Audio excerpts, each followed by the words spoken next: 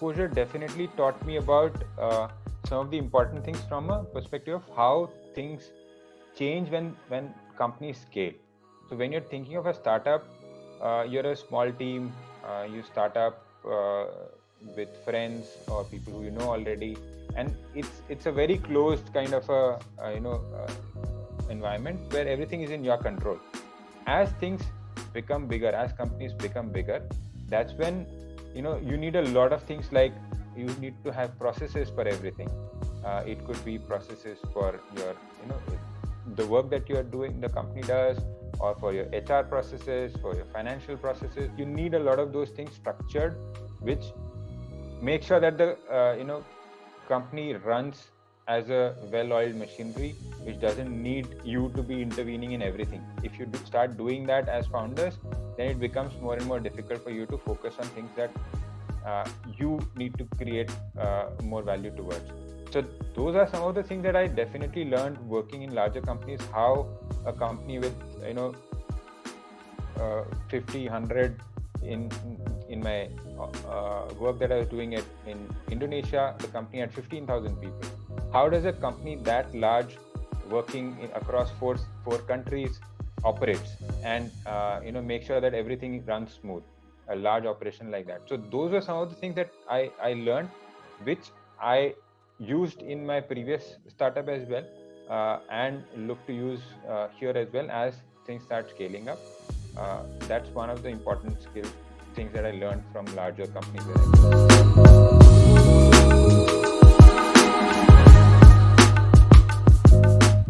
So I see it as, there are two kinds of ideas that you can work on, two kinds of things that you can focus on for building your company. One is solving a problem that you see today. Here's a problem that I see. It could be while you're working at your, let's say you take up a job after college, you're working in a company, and you say that this company has this particular problem, and you somehow realize that, okay, there are 100 other companies working in that same space also have the same problem. Can I solve for that? And that is looking at a problem and then solving for it. That is one approach to it, which is the easiest to for most people to work on, because that's something that you see in front of you, that this is a problem that I can solve. The other approach is, and for that be curious about what's happening around you. Ask questions. If you don't see something which, if you see anything that looks odd, you should ask a question: why is this thing like this? Why is it not happening differently? And then you'll figure out that, okay, there is some opportunity there or not. So be more observant of everything that's happening around you, and you'll see some problem somewhere. Ask question: why does it happen like this? Why is it not being done differently? And look for a solution for that. And that's one way. The other way, which is how larger companies I've observed get created, are the founders imagining a future that this doesn't exist today, and no one's asking for it today also. No one was asking back then when MS-DOS was launched. No one was asking for a software or a computer. That was something that was, computers were there, but no one was asking for an MS-DOS. No one knew what an MS-DOS would be.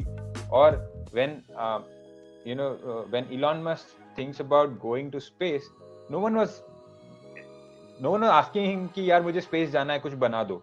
No one was doing that. He just imagined a future where space travel should be made easy, and we should be looking at living at Mars.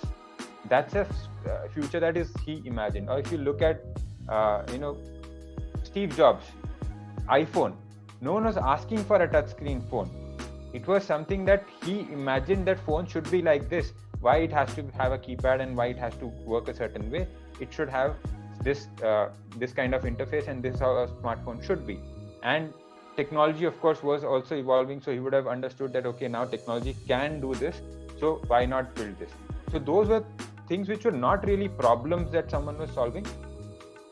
They imagined a new future, and that's where much larger companies get created. So that is something that comes. I don't know how would that something would be inherent for a lot of people, that they're able to imagine a future, and it could be influenced by a lot of things that you see. Maybe a sci-fi movie could have influenced Elon Musk why space travel is actually not possible. So I don't know what that is, but I see there are two ways of doing that. The first one is something that everyone can try, where you observe some problem and look for a solution for that. And the other is, after a point, maybe your brain starts thinking a little further, and you start thinking what the future should be like, and imagine some of the future products possible.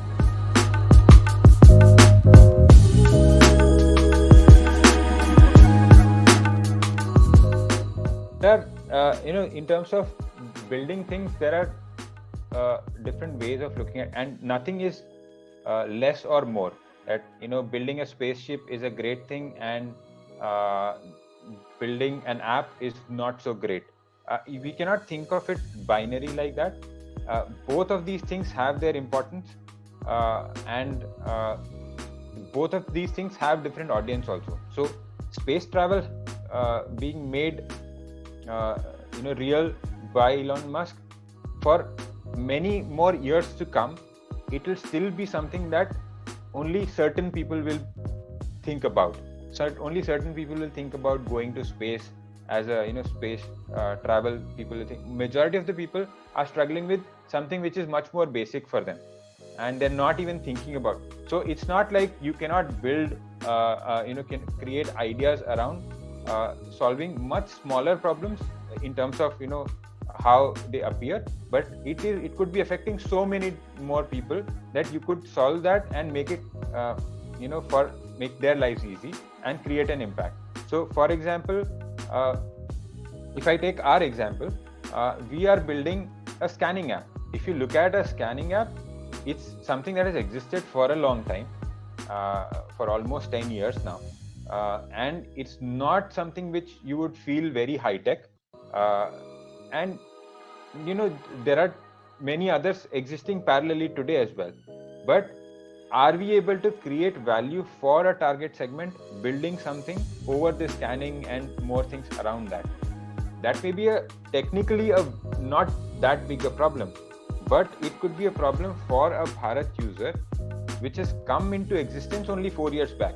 For us, Bharat user is someone who's got to access internet and got to digital life 4 saal pehle when Jio launched and gave them internet on their phones. That's when the 80% of Indian internet users got access to a digital life. For them, there are no tools for which we have taken for granted, because we have been privileged in some sense, where we have access to those tools for forever. This user doesn't even have that basic thing solved for them. So solving for them may not be the most high tech kind of a solution, but it has a equally big impact for a large segment of people. And I mean, if you take other examples, agri, there's a lot happening in India in agri sector, or fintech. I mean, if you talk about the payments infrastructure and the payments startups, we are probably way ahead than what exists in the Western world. We're better than US in terms of the payments with UPI and all that is happening around fintech and payments. We're probably leading in terms of that across the globe. But that was something that was solved for that particular user in India. That okay, in India, internet banking and all of that, we kind of leapfrogged that. And for a large part of Indian users, thanks to again having access to internet in the last few years, they suddenly got access to the smartphone through which digital payments can be done. So they don't need to go through the internet banking and that route. There's something that could be done directly, and UPI came about, or wallets came about. So it has to be about solving a problem for people and imagining a future problem. So someone would have imagined that okay, payments in future are going to be digital. You would not need physical currency to do that transaction. That itself is also a lot of imagination that would have gone into thinking like that, and may not be like space looks too exciting, but this also is equally equally impactful for the segment of the users, and you should be solving for what your people around you need most.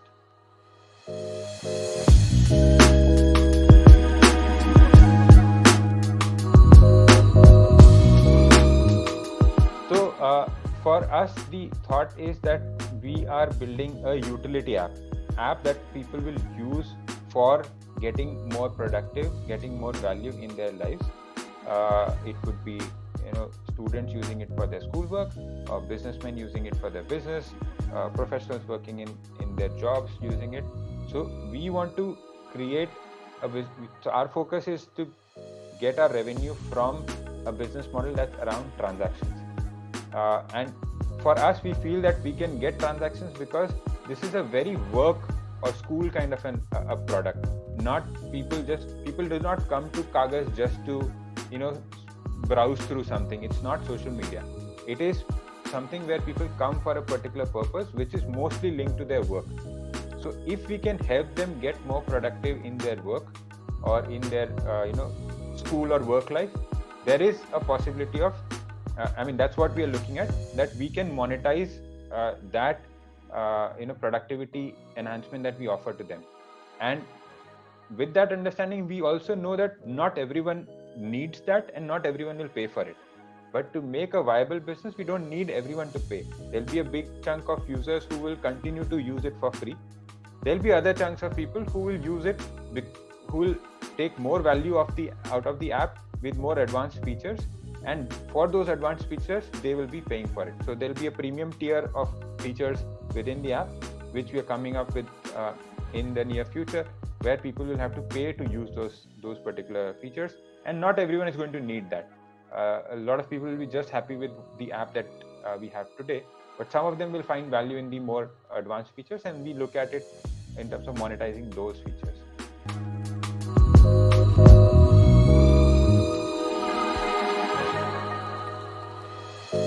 Yeah, public sentiment is definitely playing a very big role, and it has always done that.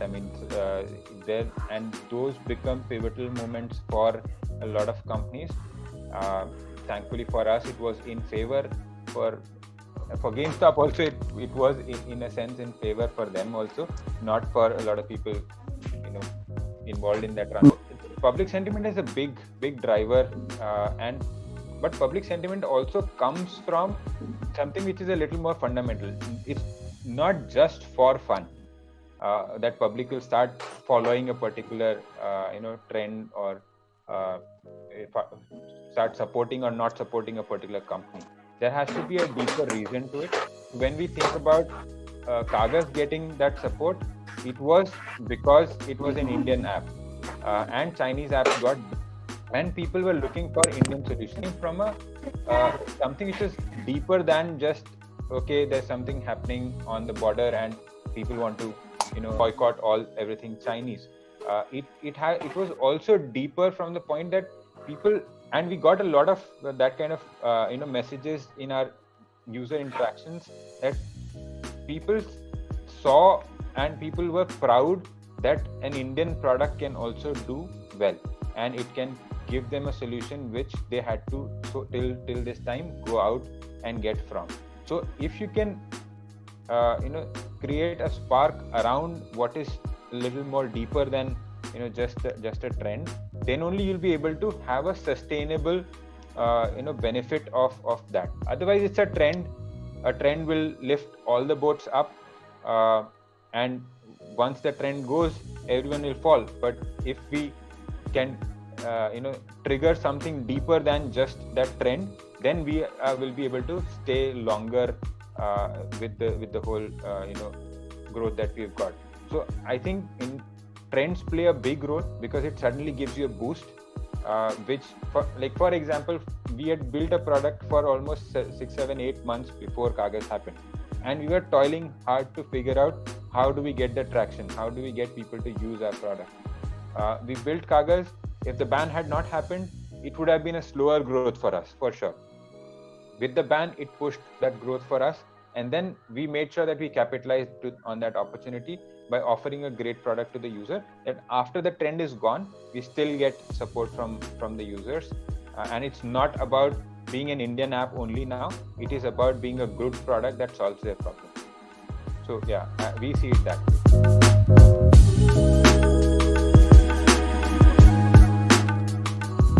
For us also, if you look at Sorted AI and Kagas, Kagas started as an extension to Sorted AI, but it today looks very different, and the direction of the company is also very different from what Sorted AI was targeting to do. And that came because the wave came, we capitalized on the wave, which got us an opportunity to get to 1 million users very quickly. And then we made sure that we learned from those users quickly. We learned what they want. They came here because there was a wave and they wanted a solution which kind of solved their problem and was also part of the wave. But now that they have landed on the app, they are talking, they are telling us something. It could be on our review section, it could be in the social media, that people were or sending emails to us. They were telling us that this is what we want, and we listened to that and built the product for that. So it started with a very basic scanner which would just click pictures and convert them into a scanned document, to today being an organized storage space for the Bharat users who are not just using Kagas for scanning documents, but also as an organized storage space on their phone. Similar to what you have, like it is very easy to organize your documents on your laptop, where you can create folders and put things there. It's not that straightforward to do that same thing on your mobile phone. And for that reason, the Bharat our users are now using Kagas as an organized storage space for them. We've also rolled out a beta version of our cloud, which is going to be available to everyone very soon. But in the beta, we've figured that people want to get backups of their documents, and they're using it for that. So, like, underlying fact for sustaining anything in the startup world is listen to your users, build what they want, and make sure that you're solving a real problem for them, and people will stick with you. They'll not, just jump the ship after the wave is gone.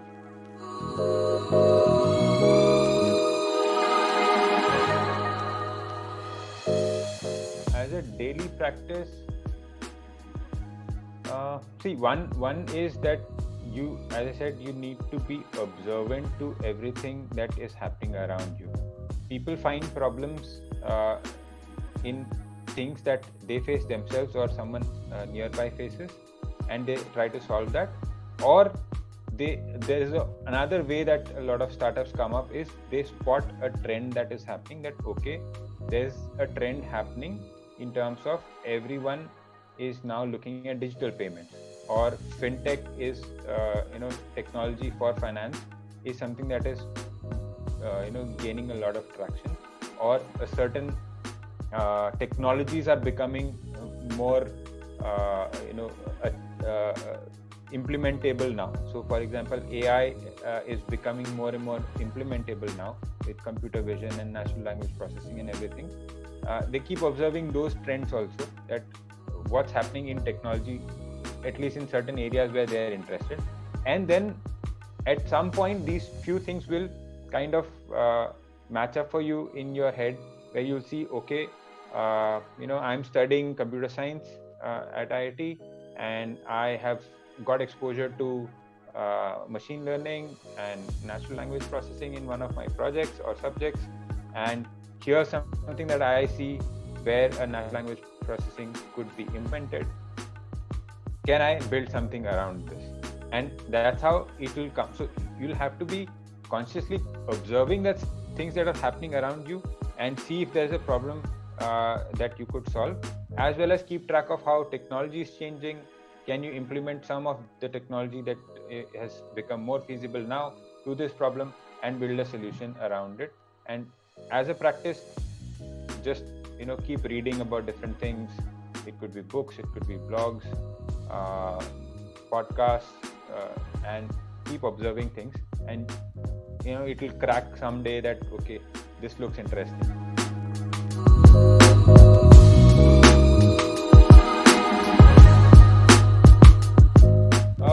So there's a lot being shared right now within books. There are depends on what kind of if you want to, let's say, learn about startup in general, startup building.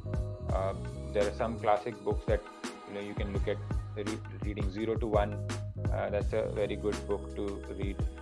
If you look at marketing, there is a book called Traction. There is that's around marketing and growth. In terms of podcasts, there are many podcasts, different kinds of podcasts that you can look at. Masters of Scale is a good podcast by the founder of LinkedIn. There is Indian podcast about Indian founders. Insights by Axel is a good podcast where you can get exposure to how a lot of entrepreneurs started their journey and built business in India. That will give you an overall exposure to entrepreneurship, get to listen to a lot of people who've been successful in building their businesses. And then Twitter is a great resource to learn about entrepreneurship. Follow some good people on Twitter. You'll get a lot of book recommendations coming from there as well. So yeah, different things you can try out there.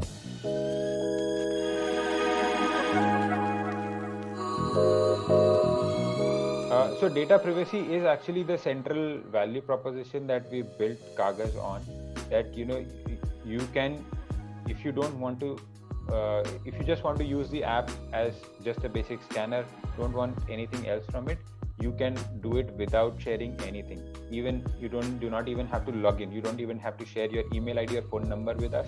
You can just go on and log in, go on and download the app and start scanning, and never bother about login also, let alone uploading your documents anywhere. So that's core to how we've built Kagaz, and it will always be like that. That it is absolutely your choice. If you don't want to upload your data on cloud, it is completely in your control. So that is one important thing, that we want to make sure that this is consent based always. User has to consent if they want to share their information for some benefit that they'll get out of it. So consent is the most important thing. Second is having control on their data. The user should have the control on their data to be able to delete it anytime they want, revoke any permission that they would have given earlier and they don't want to give anymore. All of that is completely in the user's control. And then after user has decided that they want to give us some information because they can get some more value out of it, that's where, so for example, a user decides to put their document on cloud storage consciously, and then it comes to the point where everything that goes onto these servers is encrypted, making sure that someone to access that information is not straightforward, and we build security measures in place for every document that is being stored on our cloud servers. And even if you look at from Sorted AI perspective, where the intelligence part, as you rightly said, works on the data itself, it needs to access the data, then only it can do something over it. For that part, again, it's completely consent based, that if you've uploaded your insurance document and you want a reminder from Sorted AI or Kagaz, then only our system will parse that data to understand when is the renewal date, for example, for an insurance document, and set up a reminder for you automatically. So it is very clearly consent based and complete control in the user's hand, and encryption all through, so that if at all someone is looking at that data, it is machines only, not people. And for a very specific reason, we do not share any kind of or not today, but in future also, we'll make sure that we do not share any kind of personally identifiable information with anyone, and only consented information can be shared.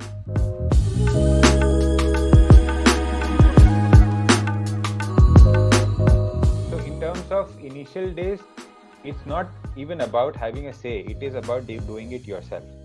So first 1 year of this company, it was just the 3 founders building Sorted AI, building the product, marketing the product, everything being done internally between the 3 of us. And for us, it was very, very clear that unless we have figured out a point where we've got some level of product market fit, we are not just going to get more people on the team and start delegating. We are going to do everything from our side. This is something that worked for us, may not work for a lot of people, where you may not directly have the skill sets. For example, if you're a non-tech founder and you don't have any tech founder on your team, but you're looking at building something in tech, you would need someone to come in and take care of that part for you. But for initial period, it makes a lot more sense to do it yourself as founders, be involved in everything. So between the three founders at Kagaz, I look after product, and Gaurav looks after growth, and Tamanjit looks after tech. And till now we are a team of 7 people, including the 3 of us. So product, there's still no one else in the team who looks at product. It's only me who's got the product responsibility. Or in terms of our growth team, this till about a month back, it was only Gaurav driving the whole growth. We just got one more person on the team. So for us, it is till the time it becomes a problem for us to, that it starts hindering and I start becoming a bottleneck for things because I have to handle many different things.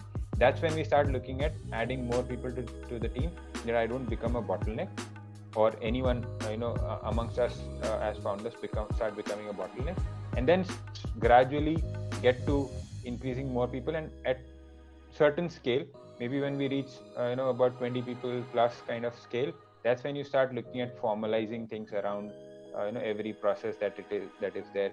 Today, it is nothing like, there's no HR processes per se for, let's say, for someone to take a leave, or someone to get a salary slip or anything. It's just they send an email to the concerned founder and get that done. So it is something that will come with as the company grows, and we look at maybe around 20 people plus, we'll start putting in more structured processes around everything. Till that time, it's something that we can manage, and it makes it easier that way also, easier, and you build that bonding between the team members initially.